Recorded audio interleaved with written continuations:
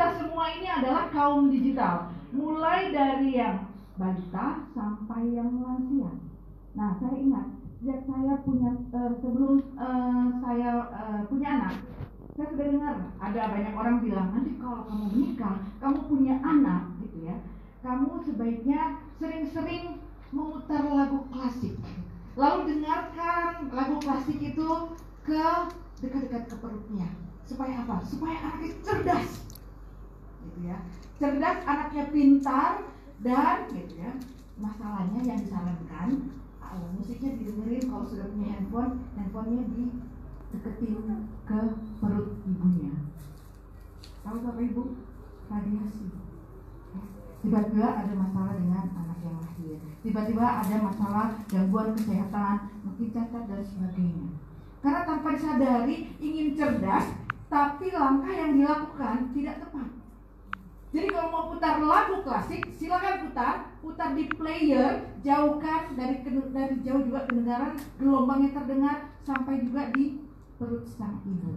Tapi jangan ditempel sini, karena ini radiasi, ya.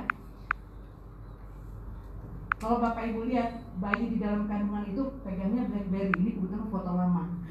Kalau bayinya itu bisa ngomong, dia juga kepengen kali ya berkomunikasi dengan pihak luar. Gitu ya, gue juga pengen hidup dalam abad modern, pengen juga berkomunikasi. Siapa sih sekarang yang tidak pegang HP? Saya mau tanya, di ruangan ini ada yang punya lebih dari satu HP? Banyak. Oke. Ada sebuah hasil penelitian bahwa jumlah HP di dunia itu lebih banyak dari jumlah manusia di dunia. Karena ada satu manusia yang HP-nya 2, ada yang HP-nya 3, belum tablet, belum apa lagi namanya. Luar biasa. Lalu tiba-tiba kita nggak tahu, saya nggak punya orang tua yang punya masalah kesehatan A, punya masalah kesehatan B, tiba-tiba kok sakit, tiba-tiba kok kanker, tiba-tiba kok autoimun. Jadi luar biasa pengaruh gadget, radiasi, ya. Nah, Bapak Ibu, kalau kita lihat gambar yang ada di sini, bahkan Dogi itu juga kalau bisa dia main gadget, dia pengen main gadget. Ya. Mohon maaf, bagi ibu bapak yang masih punya bayi, sering meninggalkan anak-anak balita dengan mbaknya gitu. Yang salah, mbak-mbak sekarang pakai juga Apple. Ya. Bagaimana supaya anak itu diam, supaya tidak menangis? Putarkan lagu supaya apa? Supaya bisa WA juga, supaya bisa melihat YouTube juga, bisa mengikuti update viral dan sebagainya. Jadi cara cepat membuat anak diam itu adalah putarkan lagu, putarkan video dan sebagainya yang tanpa disadari oleh orang tua itu mengandung bahaya yang luar biasa. Lalu kita hidup di abad digital, maka sebenarnya kita hidup di rumah digital. Ada nggak rumah yang tidak punya remote control? Ya, TV, AC, kemudian ya mungkin mulai dari buka pintu rumah ada yang sudah punya remote control. Nah, tanpa kita sadari juga bahwa semua ini adalah perangkat yang sangat berpotensi membuat kita sakit. Ya, Bapak Ibu. Jadi ini menarik. Nanti saya akan mengaitkan ini dengan bagaimana Gemio bisa bekerja. Lalu komunitas digital. Kita berkumpul, kita clubbing, kita ketemu arisan, ya ngegeng atau ke mall dan sebagainya. Begitu ngumpul, semua jadi pemalu. Kenapa? Generasi nunduk. Begitu ketemu teman, habis itu mulai ya kan? Itu komunitasnya sudah digital. Luar biasa. Hidup kita tuh udah seperti ini saat ini ya.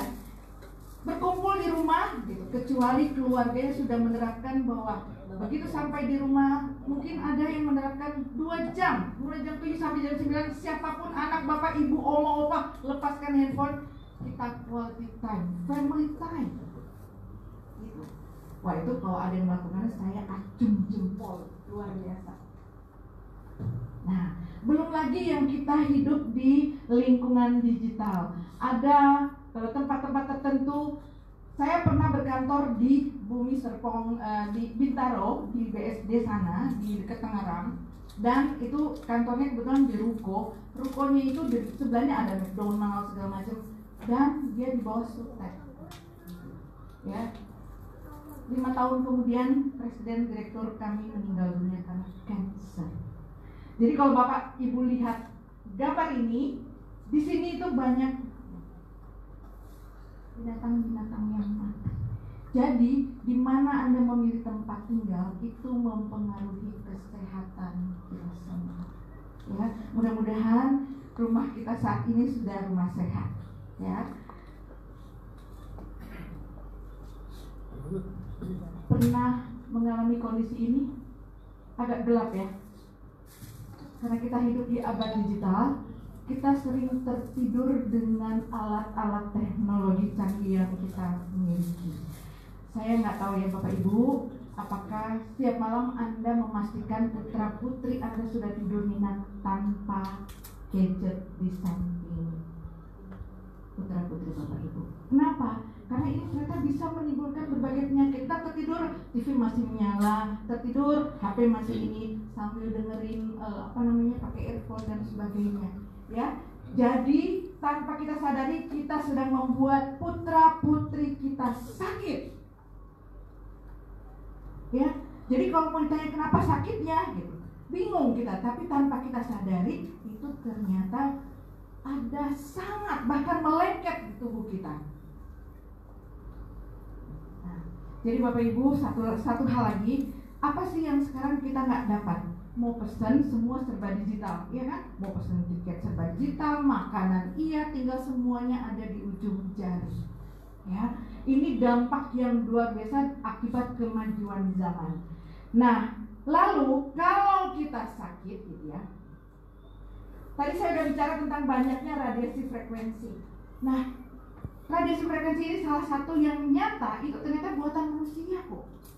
Luar biasa Tuhan menciptakan kemampuan otak kita itu untuk berpikir, begitu pandainya menciptakan alat bantu, gitu ya.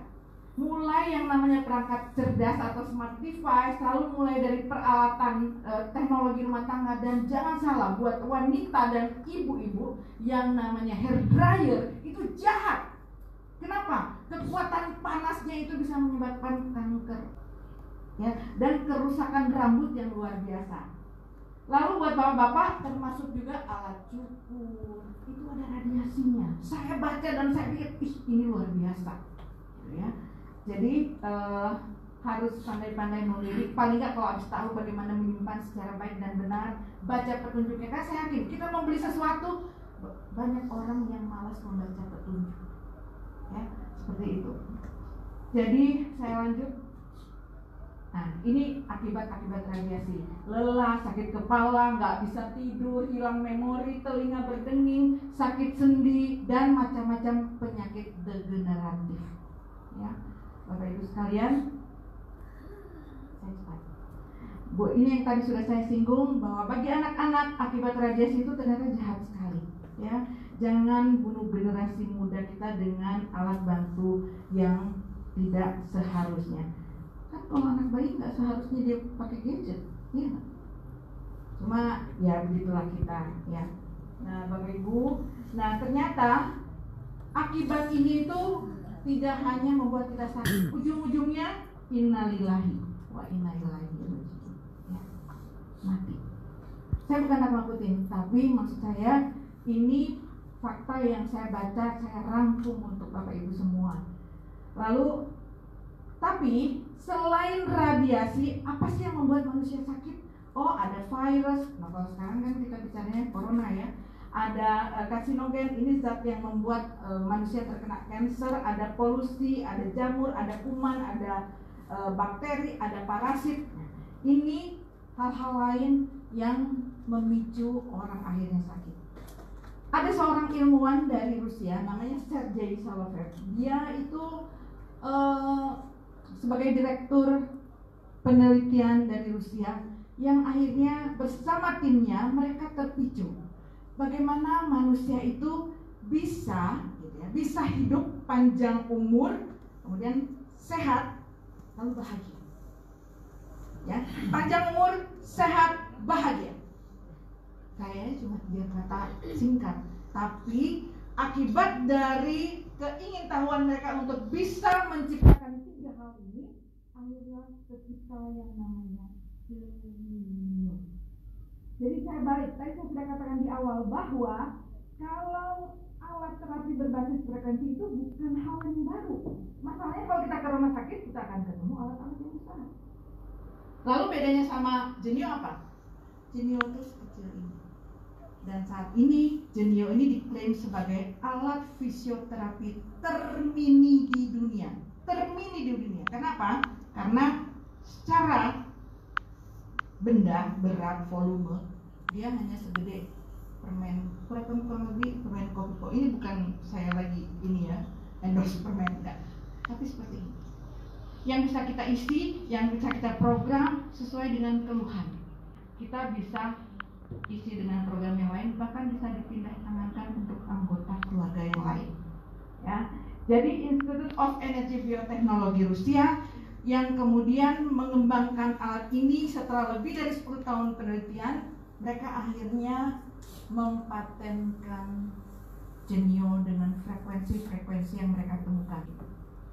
Pada dasarnya tubuh manusia itu memiliki gelombang, memiliki energi, memiliki frekuensi.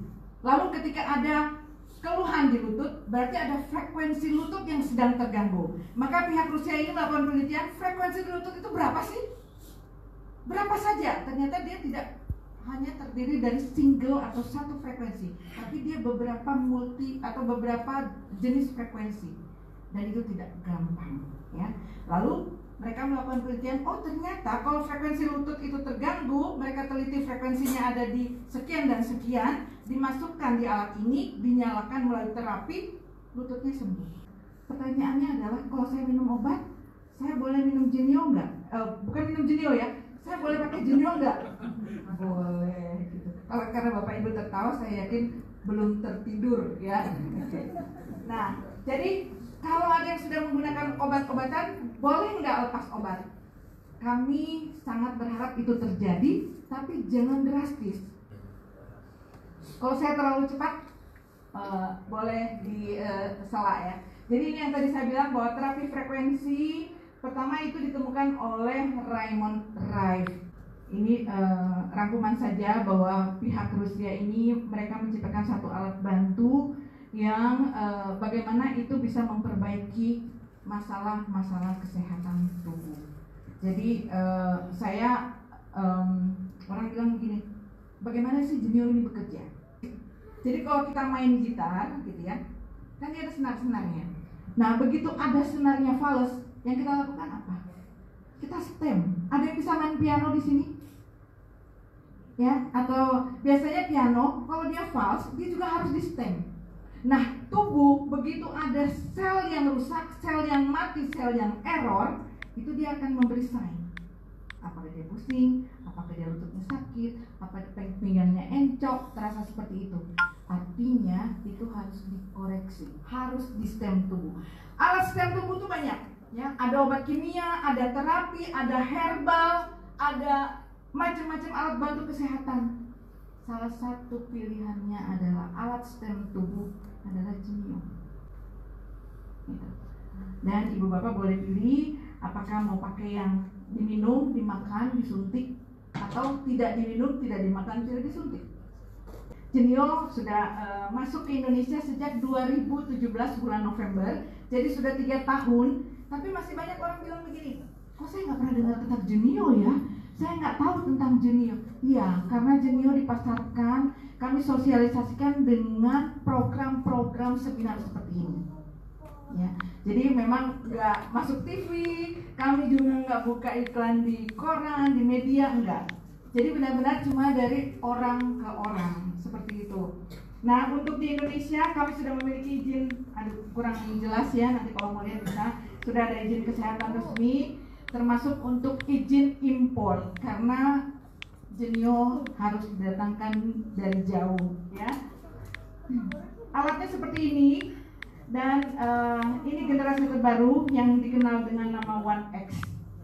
Jadi Bapak Ibu tadi Pak Budi sudah menyinggung, Pak Mulyono sudah menyinggung bahwa ternyata waktu pandemi ini mulai berlaku di dunia, juga sudah beredar informasinya di Indonesia dan sudah mulai ada korban-korban berjatuhan. kami lalu mendapat informasi dari pihak Rusia bahwa sudah ada frekuensi untuk virus corona. Semakin kita jujur, dia semakin akurat terapinya. Jadi saya bilang programnya itu program kejujuran.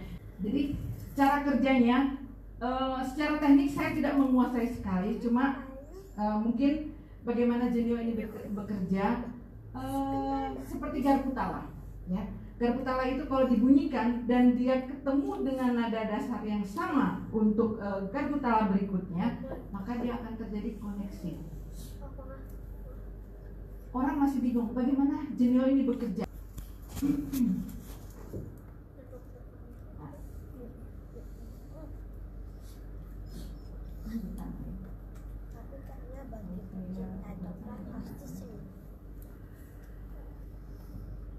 Dia nggak mau ya. Enggak, ini hanya untuk menunjukkan bahwa anak ini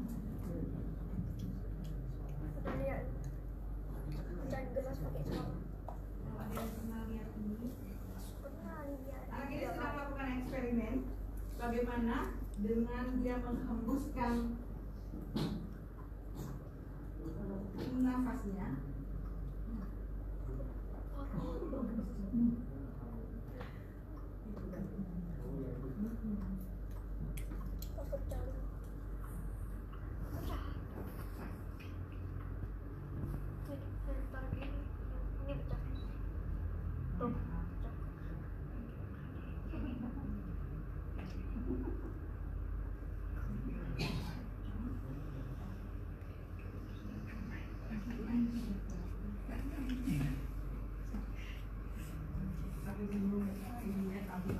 Tapi intinya dari simulasi ini anak itu membuktikan bahwa dengan dia meniupkan menghembuskan atau meniup si gelas itu, ternyata gelas itu bisa pecah. Artinya ada energi yang tertransfer, ada energi gelombang yang membuat gelas itu ketika dia ketemu dia pecah.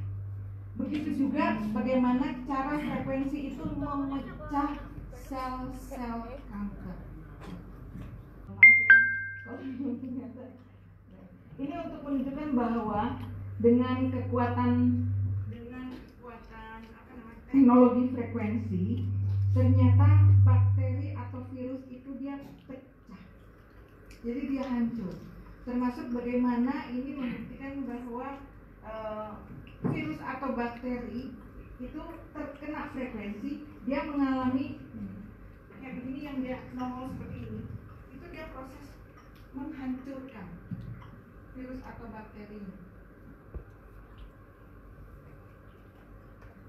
Ini apa suaranya? Gak apa-apa, saya lanjutkan aja. Mohon maaf ya atas kesalahan teknisnya. Ya, jadi kalau lihat dari gambar ini, jadi dari masih utuh sampai kemudian dia ditembak dengan frekuensi, mulai terjadi gelembung dan akhirnya dia meledak. Begitu yang ini kalau nggak salah dia meledak. Ini juga, ya, ini bakteri. Dia dari bentuknya masih kayak paha ayam gitu. Waktu dia ditembak dengan frekuensi, dia akhirnya pecah dan akhirnya waktu dibesarkan dia hancur. Ini adalah sel leukemia. Jadi sel sehat yang terbungkus oleh sel kanker. Nah, waktu dia ditembak dengan frekuensi, itu lama-lama akhirnya buyar. Jadi dia lepas. Kalau lihat dari proses ini dan kemudian proses ini, dia akhirnya terlepas, hancur. Hanya karena frekuensi yang dipasang itu frekuensi yang tepat.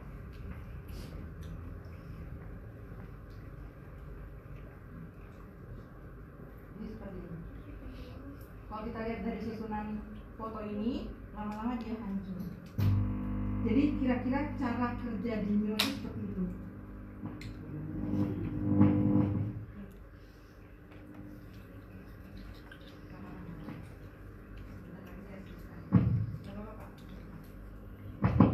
Mungkin logika sederhana yang bisa membuat Bapak Ibu lebih paham tentang cara kerja Genio. Bapak dimatikan suara mic-nya. Halo.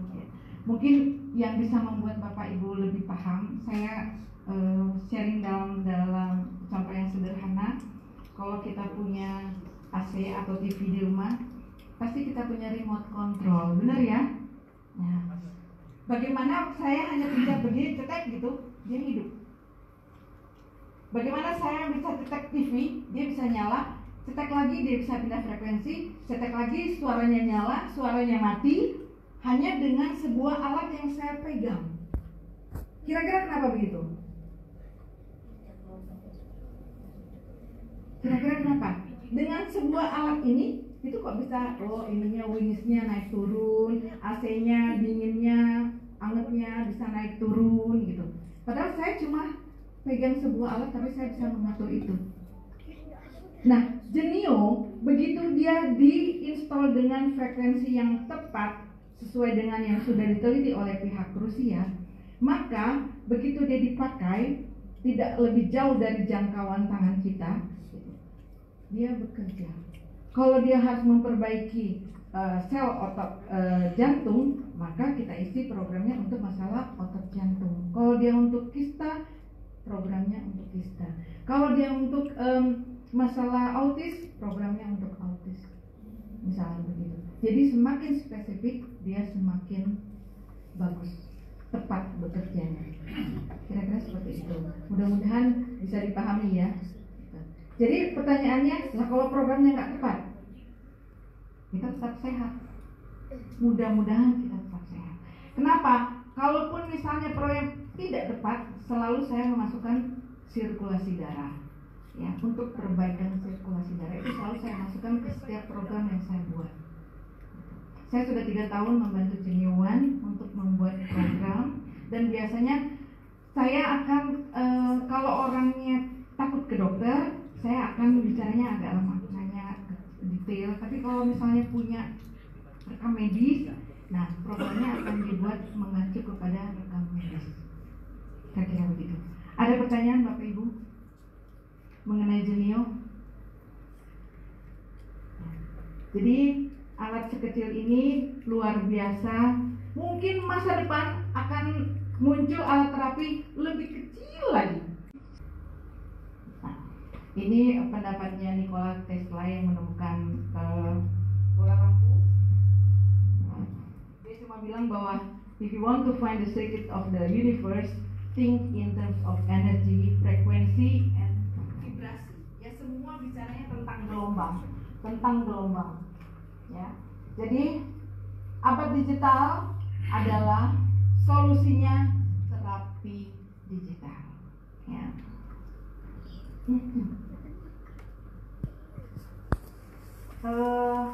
Jadi di dalam penelitian pihak Rusia, 85% manusia tidak tahu tentang ternyata dunia sudah begitu berkembang, teknologi sudah begitu berkembang, inovasi di dalam bidang medis pun sudah sangat luar biasa. Dan di balik itu sudah ada orang-orang yang berani mencoba menggunakannya, dan dari hasil penelitian tim Genio Rusia, 90% orang yang menggunakan terapi Genio itu mereka tercatat mendapatkan peningkatan kualitas hidup yang sangat signifikan. Artinya itu Genio terapinya. Jadi kalau Bapak Ibu tanya berapa lama diteliti oleh pihak Rusia untuk masalah medis, penelitian yang terkait dengan obat-obatan, kalau ada yang menaikkan uji klinis, maka itu harus melalui minimal 10 tahun masa penelitian, dan itu dilakukan oleh pihak Genio Rusia untuk penelitian ilmiah, pengembangan, pengujian, penggunaan praktis, sampai akhirnya dipatenkan oleh pihak Rusia. Seperti itu. Jadi sebagai penutup, kesimpulannya ada 90% pengguna Genio itu memberikan ulasan positif dari pengguna. Pertanyaannya, Genio punya kontraindikasi apa tidak? Saya harus terus terang, ada. Jadi apakah Genio ada pantangan untuk dipakai oleh seseorang? Ada. Buat orang-orang yang sudah menggunakan pacemaker atau alat pacu jantung, tidak disarankan pakai Genio untuk program jantungnya. Jadi kalau misalnya ada orang sudah pakai pacemaker tapi dia punya masalah lutut, boleh pakai Genio nggak? Boleh. Programnya program lutut. Jangan mengganggu program frekuensi jantung. Seperti itu. Ya, termasuk ada juga yang di otak, jangan dipakai untuk program otak. Tapi misalnya nyeri pinggang, rematik dan sebagainya, Genionya diprogram untuk masalah yang tidak mengganggu ada pacemaker di dada atau untuk alat bantu otak. Seperti itu. Ya, jadi alatnya kecil, bisa dipakai dari balita sampai lansia untuk macam-macam, dan alatnya seperti itu. Di dalamnya ada 3 warna. Nanti mungkin Pak Budi bisa menjelaskan untuk teknis karena kita juga nggak bisa terlalu panjang. Jam 10 harus selesai ya Pak. Oke. Ya, ini adalah Bapak David Sanjaya yang mendapatkan kepercayaan hak eksklusif untuk memasarkan Genio One Indonesia. Selain Indonesia di 10 negara ASEAN plus Australia. Dan pemakai-pemakai Genio itu sekarang tidak hanya di Indonesia, tapi juga ada di Australia, kemudian ada di New Zealand, kemudian Singapura, Malaysia, Laos, Thailand, Filipina, sampai di Doha dan sampai di di Amerika Serikat. Itu yang saat ini, dan beliau yang harusnya ikut hadir hari ini, tapi harus berpisah karena sedang membantu tim di Pasuruan. Ya.